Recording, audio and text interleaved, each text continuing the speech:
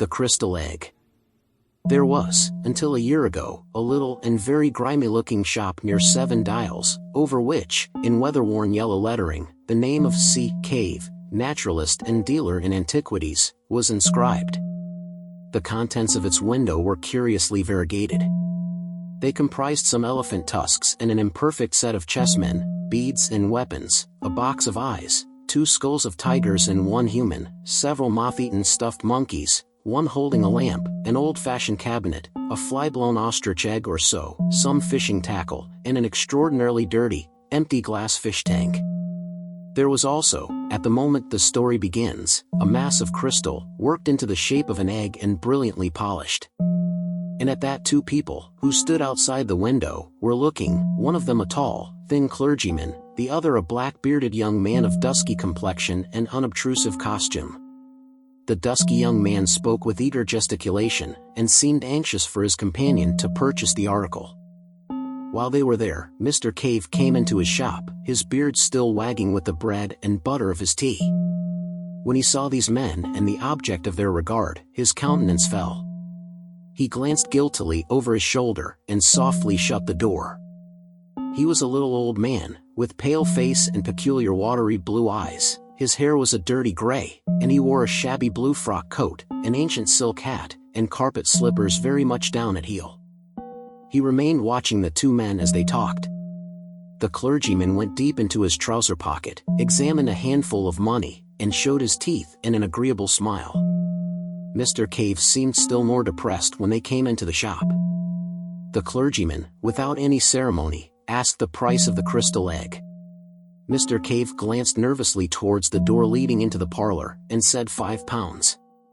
The clergyman protested that the price was high. To his companion as well as to Mr. Cave, it was, indeed, very much more than Mr. Cave had intended to ask, when he had stocked the article, and an attempt at bargaining ensued. Mr. Cave stepped to the shop door, and held it open. £5 is my price, he said, as though he wished to save himself the trouble of unprofitable discussion. As he did so, the upper portion of a woman's face appeared above the blind in the glass upper panel of the door leading into the parlor, and stared curiously at the 2 customers. £5 is my price, said Mr. Cave, with a quiver in his voice. The swarthy young man had so far remained a spectator, watching Cave keenly. Now he spoke. "Give him £5, he said. The clergyman glanced at him to see if he were in earnest, and, when he looked at Mr. Cave again, he saw that the latter's face was white. "It's a lot of money," said the clergyman, and, diving into his pocket, began counting his resources. He had little more than 30 shillings, and he appealed to his companion, with whom he seemed to be on terms of considerable intimacy. This gave Mr. Cave an opportunity of collecting his thoughts, and he began to explain in an agitated manner that the crystal was not, as a matter of fact, entirely free for sale. His 2 customers were naturally surprised at this, and inquired why he had not thought of that before he began to bargain. Mr. Cave became confused, but he stuck to his story, that the crystal was not in the market that afternoon, that a probable purchaser of it had already appeared. The 2, treating this as an attempt to raise the price still further, made as if they would leave the shop. But at this point the parlor door opened, and the owner of the dark fringe and the little eyes appeared. She was a coarse-featured, corpulent woman, younger and very much larger than Mr. Cave. She walked heavily, and her face was flushed. "That crystal is for sale," she said. "And £5 is a good enough price for it."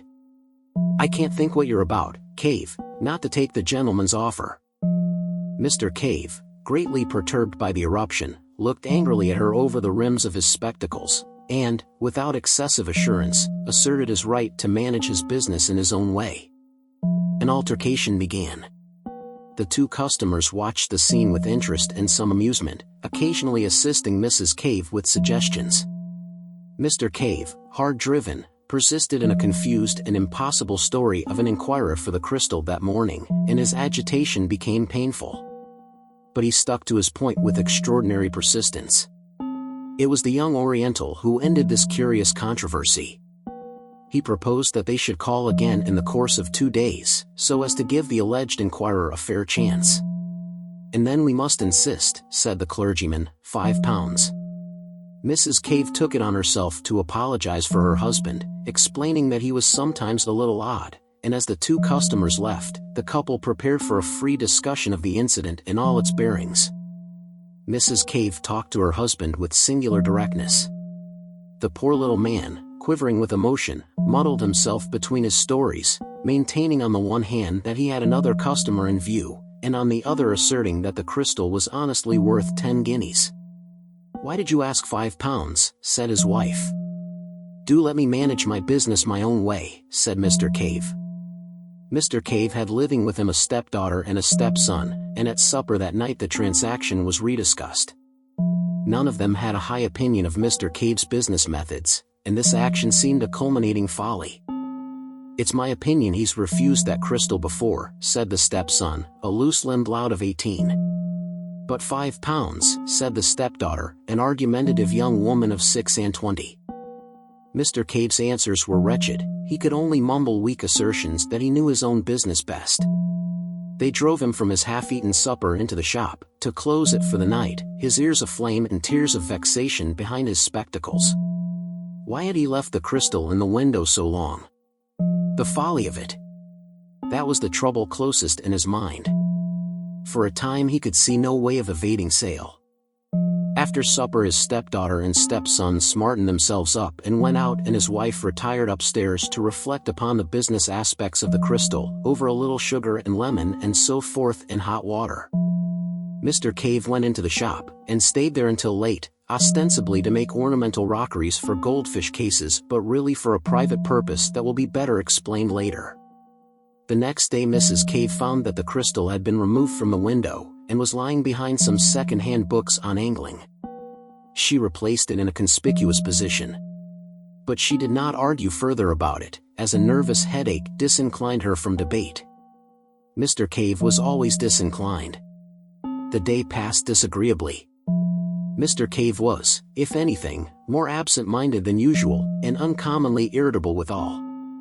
In the afternoon, when his wife was taking her customary sleep, he removed the crystal from the window again. The next day Mr. Cave had to deliver a consignment of dogfish at one of the hospital schools, where they were needed for dissection. In his absence Mrs. Cave's mind reverted to the topic of the crystal, and the methods of expenditure suitable to a windfall of £5. She had already devised some very agreeable expedients, among others a dress of green silk for herself and a trip to Richmond, when a jangling of the front door bell summoned her into the shop. The customer was an examination coach who came to complain of the non-delivery of certain frogs asked for the previous day. Mrs. Cave did not approve of this particular branch of Mr. Cave's business, and the gentleman, who had called in a somewhat aggressive mood, retired after a brief exchange of words, entirely civil so far as he was concerned. Mrs. Cave's eye then naturally turned to the window, for the sight of the crystal was an assurance of the £5 and of her dreams. What was her surprise to find it gone? She went to the place behind the locker on the counter, where she had discovered it the day before. It was not there, and she immediately began an eager search about the shop. When Mr. Cave returned from his business with the dogfish, about 1:45 in the afternoon, he found the shop in some confusion, and his wife, extremely exasperated and on her knees behind the counter, routing among his taxidermic material. Her face came up hot and angry over the counter, as the jangling bell announced his return, and she forthwith accused him of hiding it. "Hid what?" asked Mr. Cave. "The crystal." At that Mr. Cave, apparently much surprised, rushed to the window. "Isn't it here?" he said. "Great heavens! What has become of it?" Just then, Mr. Cave's stepson re-entered the shop from the inner room. He had come home a minute or so before Mr. Cave, and he was blaspheming freely. He was apprenticed to a second-hand furniture dealer down the road, but he had his meals at home, and he was naturally annoyed to find no dinner ready. But, when he heard of the loss of the crystal, he forgot his meal, and his anger was diverted from his mother to his stepfather. Their first idea, of course, was that he had hidden it. But Mr. Cave stoutly denied all knowledge of its fate, freely offering his bedabbled affidavit in the matter, and at last was worked up to the point of accusing, first, his wife and then his stepson of having taken it with a view to a private sale. So began an exceedingly acrimonious and emotional discussion, which ended for Mrs. Cave in a peculiar nervous condition midway between hysterics and amok, and caused the stepson to be half an hour late at the furniture establishment in the afternoon. Mr. Cave took refuge from his wife's emotions in the shop. In the evening the matter was resumed, with less passion and in a judicial spirit, under the presidency of the stepdaughter. The supper passed unhappily and culminated in a painful scene. Mr. Cave gave way at last to extreme exasperation, and went out banging the front door violently.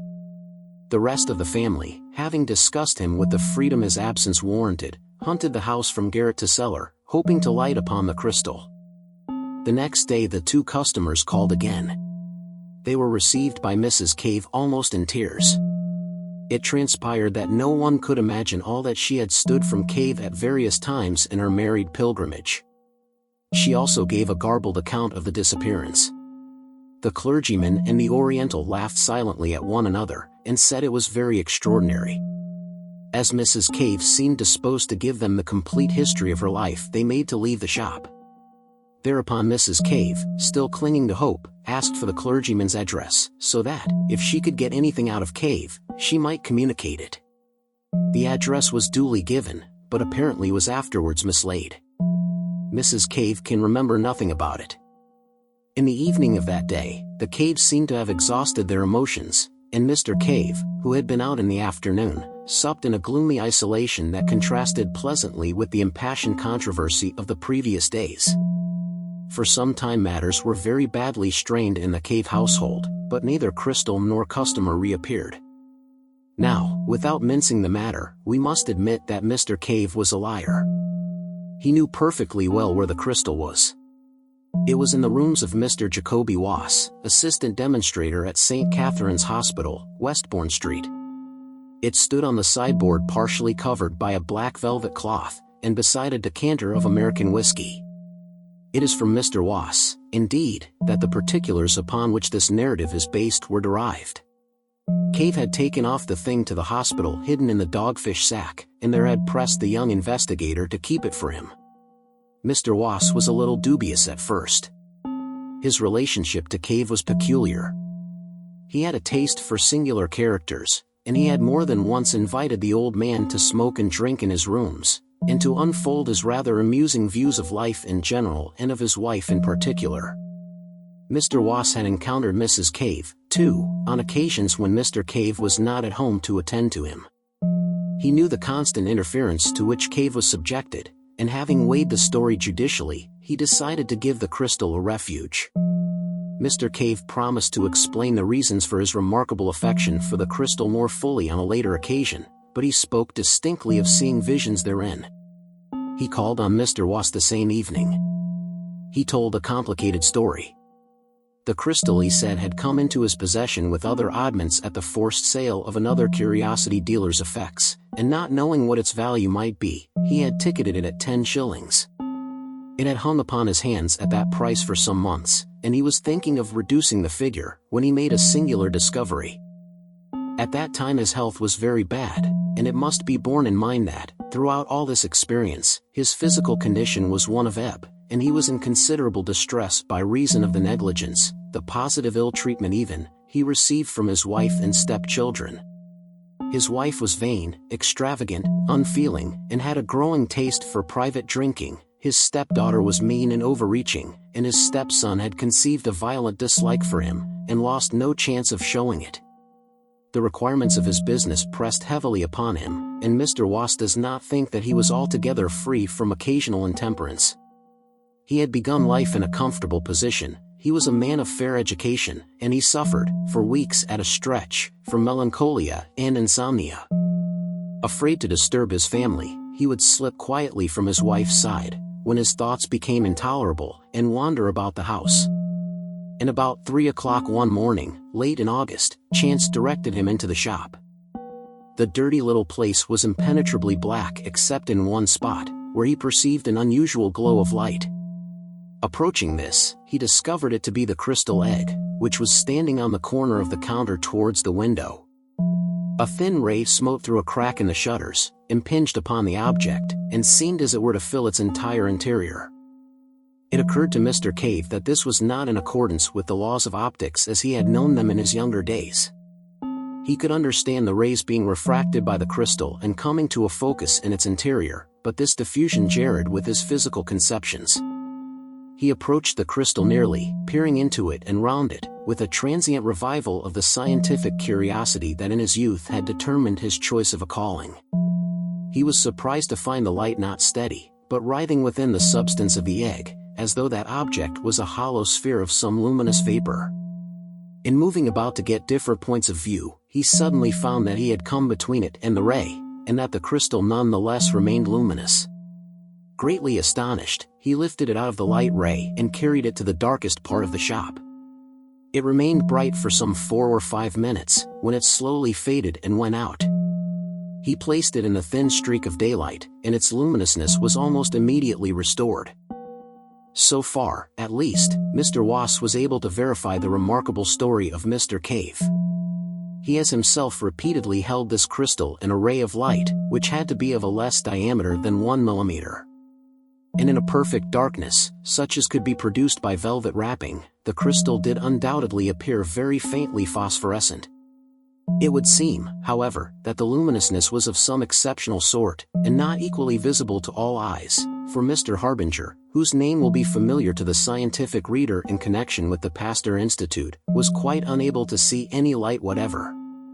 And Mr. Wass's own capacity for its appreciation was out of comparison inferior to that of Mr. Cave's. Even with Mr. Cave the power varied very considerably, his vision was most vivid during states of extreme weakness and fatigue. Now, from the outset this light in the crystal exercised a curious fascination upon Mr. Cave. And it says more for his loneliness of soul than a volume of pathetic writing could do, that he told no human being of his curious observations. He seems to have been living in such an atmosphere of petty spite that to admit the existence of a pleasure would have been to risk the loss of it. He found that as the dawn advanced, and the amount of diffused light increased, the crystal became to all appearance non-luminous. And for some time he was unable to see anything in it, except at night time, in dark corners of the shop.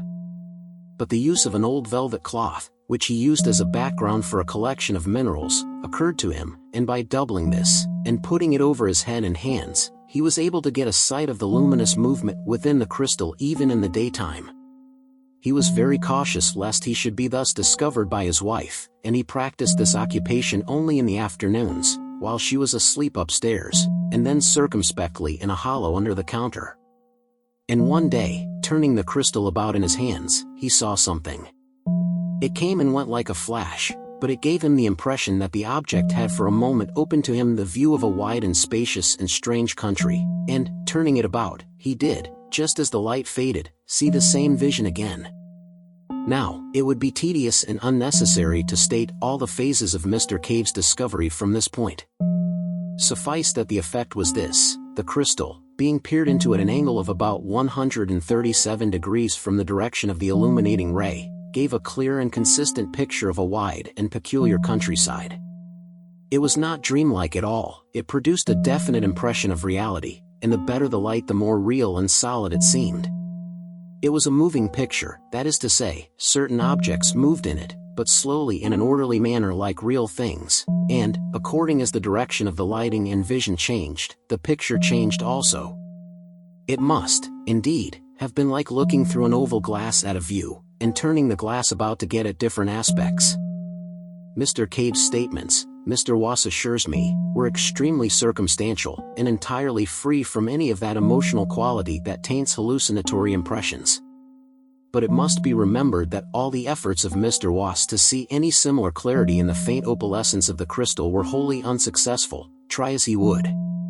The difference in intensity of the impressions received by the two men was very great, and it is quite conceivable that what was of view to Mr. Cave was a mere blurred nebulosity to Mr. Wass. The view, as Mr. Cave described it, was invariably of an extensive plain, and he seemed always to be looking at it from a considerable height, as if from a tower or a mast. To the east and to the west the plain was bounded at a remote distance by vast reddish cliffs, which reminded him of those he had seen in some picture, but what the picture was Mr. Wass was unable to ascertain. These cliffs passed north and south. He could tell the points of the compass by the stars that were visible of a night, receding in an almost illimitable perspective and fading into the mists of the distance before they met. He was nearer the eastern set of cliffs. On the occasion of his first vision, the sun was rising over them, and black against the sunlight and pale against their shadow appeared a multitude of soaring forms that Mr. Cave regarded as birds. A vast range of buildings spread below him. He seemed to be looking down upon them, and, as they approached the blurred and refracted edge of the picture, they became indistinct. There were also trees curious in shape and in coloring, a deep mossy green and an exquisite gray, beside a wide and shining canal. And something great and brilliantly colored flew across the picture. But the first time Mr. Cave saw these pictures, he saw only in flashes. His hands shook, his head moved, the vision came and went, and grew foggy and indistinct. And at first he had the greatest difficulty in finding the picture again once the direction of it was lost. His next clear vision, which came about a week after the first, the interval having yielded nothing but tantalizing glimpses and some useful experience, showed him the view down the length of the valley. The view was different, but he had a curious persuasion, which his subsequent observations abundantly confirmed, that he was regarding this strange world from exactly the same spot, although he was looking in a different direction. The long facade of the great building, whose roof he had looked down upon before, was now receding in perspective. He recognized the roof. In the front of the facade was a terrace of massive proportions and extraordinary length, and down the middle of the terrace, at certain intervals, stood huge but very graceful masts, bearing small shiny objects which reflected the setting sun. The import of these small objects did not occur to Mr. Cave until some time after, as he was describing the scene to Mr. Wass. The terrace overhung a thicket of the most luxuriant and graceful vegetation, and beyond this was a wide grassy lawn on which certain broad creatures, in form like beetles but enormously larger, reposed. Beyond this again was a richly decorated causeway of pinkish stone, and beyond that, and lined with dense red weeds, and passing up the valley exactly parallel with the distant cliffs, was a broad and mirror-like expanse of water. The air seemed full of squadrons of great birds, maneuvering in stately curves, and across the river was a multitude of splendid buildings, richly colored and glittering with metallic tracery and facets, among a forest of moss-like and lichenous trees. And suddenly something flapped repeatedly across the vision, like the fluttering of a jeweled fan or the beating of a wing, and a face, or rather the upper part of a face with very large eyes, came as it were close to his own and as if on the other side of the crystal. Mr. Cave was so startled and so impressed by the absolute reality of these eyes, that he drew his head back from the crystal to look behind it. He had become so absorbed in watching that he was quite surprised to find himself in the cool darkness of his little shop, with its familiar odor of methyl, mustiness, and decay. And, as he blinked about him, the glowing crystal faded, and went out. Such were the first general impressions of Mr. Cave. The story is curiously direct and circumstantial. From the outset, when the valley first flashed momentarily on his senses, his imagination was strangely affected, and, as he began to appreciate the details of the scene he saw, his wonder rose to the point of a passion. He went about his business listless and distraught, thinking only of the time when he should be able to return to his watching. And then a few weeks after his first sight of the valley came the two customers, the stress and excitement of their offer, and the narrow escape of the crystal from sale, as I have already told. Now, while the thing was Mr. Cave's secret, it remained a mere wonder, a thing to creep to covertly and peep at, as a child might peep upon a forbidden garden. But Mr. Wass has, for a young scientific investigator, a particularly lucid and consecutive habit of mind. Directly the crystal and its story came to him, and he had satisfied himself, by seeing the phosphorescence with his own eyes, that there really was a certain evidence for Mr. Cave's statements, he proceeded to develop the matter systematically. Mr. Cave was only too eager to come and feast his eyes on this wonderland he saw, and he came every night from 8:30 until 10:30, and sometimes, in Mr. Wass's absence, during the day. On Sunday afternoons, also, he came. From the outset Mr. Wass made copious notes, and it was due to his scientific method that the relation between the direction from which the initiating ray entered the crystal and the orientation of the picture were proved. And, by covering the crystal in a box perforated only with a small aperture to admit the exciting ray, and by substituting black Holland for his buff blinds, he greatly improved the conditions of the observations, so that in a little while they were able to survey the valley in any direction they desired. So having cleared the way, we may give a brief account of this visionary world within the crystal. The things were in all cases seen by Mr. Cave, and the method of working was invariably for him to watch the crystal and report what he saw, while Mr. Wass, who as a science student had learnt the trick of writing in the dark, wrote a brief note of his report. When the crystal faded, it was put into its box in the proper position and the electric light turned on. Mr. Wass asked questions, and suggested observations to clear up difficult points. Nothing, indeed, could have been less visionary and more matter-of-fact. The attention of Mr. Cave had been speedily directed to the bird-like creatures he had seen so abundantly present in each of his earlier visions. His first impression was soon corrected, and he considered for a time that they might represent a diurnal species of bat. Then he thought, grotesquely enough, that they might be cherubs.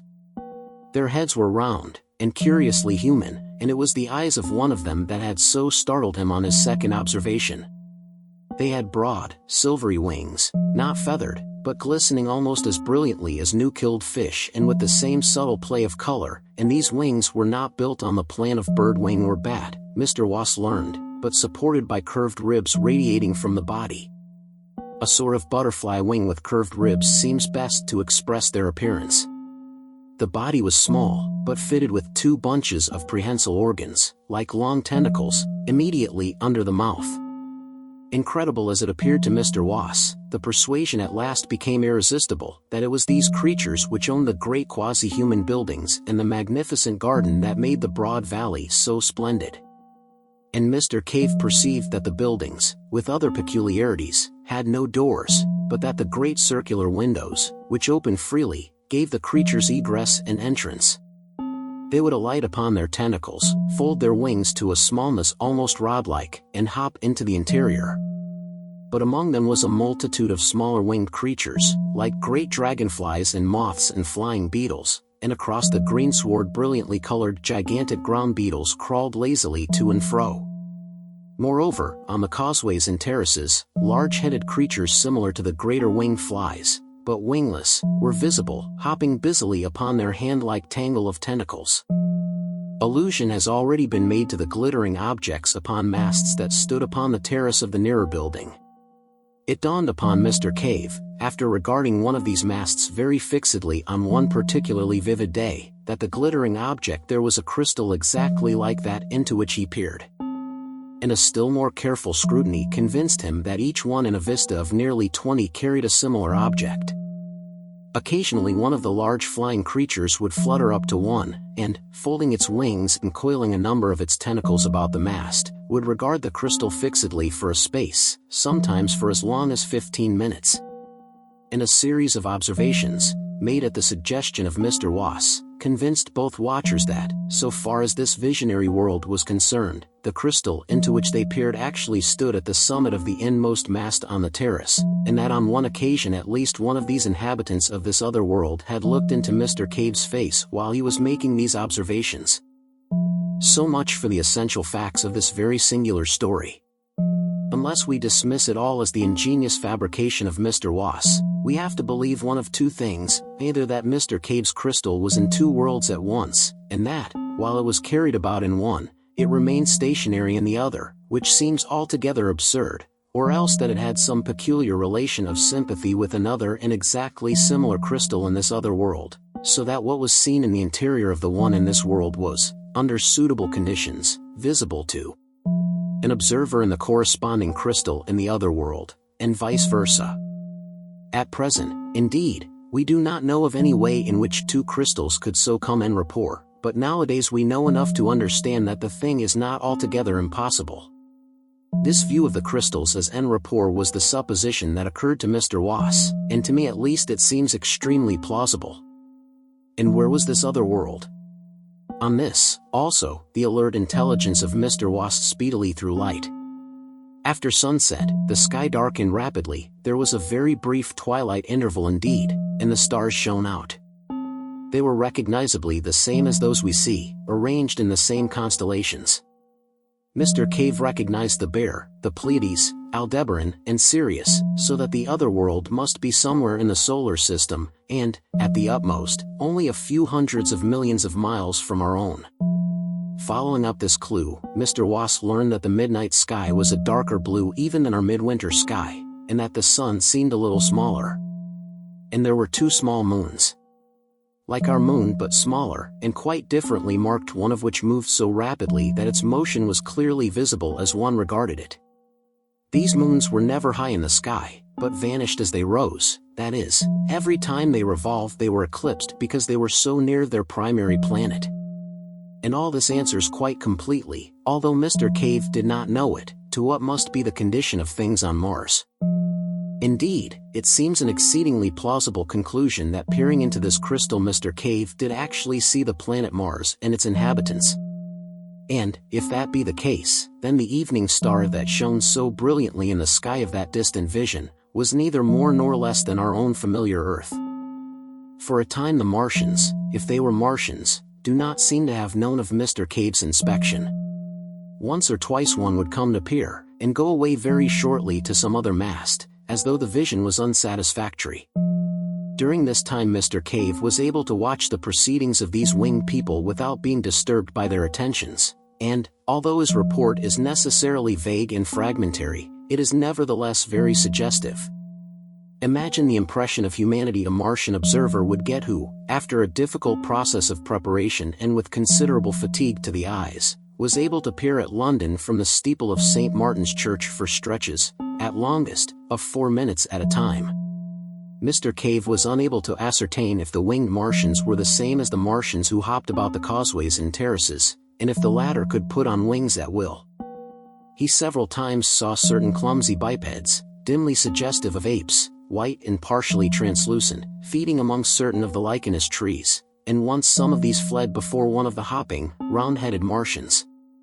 The latter caught one in its tentacles, and then the picture faded suddenly and left Mr. Cave most tantalizingly in the dark. On another occasion a vast thing, that Mr. Cave thought at first was some gigantic insect, appeared advancing along the causeway beside the canal with extraordinary rapidity. As this drew nearer Mr. Cave perceived that it was a mechanism of shining metals and of extraordinary complexity. And then, when he looked again, it had passed out of sight. After a time Mr. Wass aspired to attract the attention of the Martians, and the next time that the strange eyes of one of them appeared close to the crystal Mr. Cave cried out and sprang away, and they immediately turned on the light and began to gesticulate in a manner suggestive of signaling. But when at last Mr. Cave examined the crystal again the Martian had departed. Thus far these observations had progressed in early November, and then Mr. Cave, feeling that the suspicions of his family about the crystal were allayed, began to take it to and fro with him in order that, as occasion arose in the daytime or night, he might comfort himself with what was fast becoming the most real thing in his existence. In December Mr. Wass's work in connection with a forthcoming examination became heavy, the sittings were reluctantly suspended for a week, and for 10 or 11 days, he is not quite sure which, he saw nothing of Cave. He then grew anxious to resume these investigations, and, the stress of his seasonal labors being abated, he went down to 7 Dials. At the corner he noticed a shutter before a bird fancier's window, and then another at a cobbler's. Mr. Cave's shop was closed. He rapped and the door was opened by the stepson in black.